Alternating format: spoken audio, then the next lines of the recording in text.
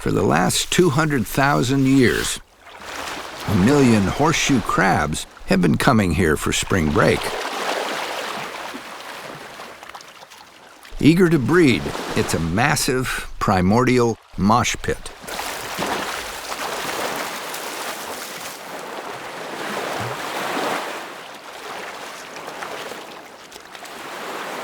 With 10 eyes and over half a dozen claws, these lovers are more closely related to scorpions and spiders than crabs.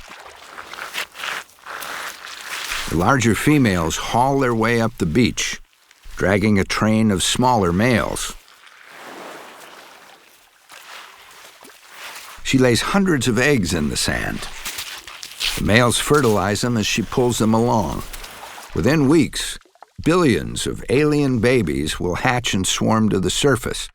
Easy, fast food for shorebirds on their way up the coast.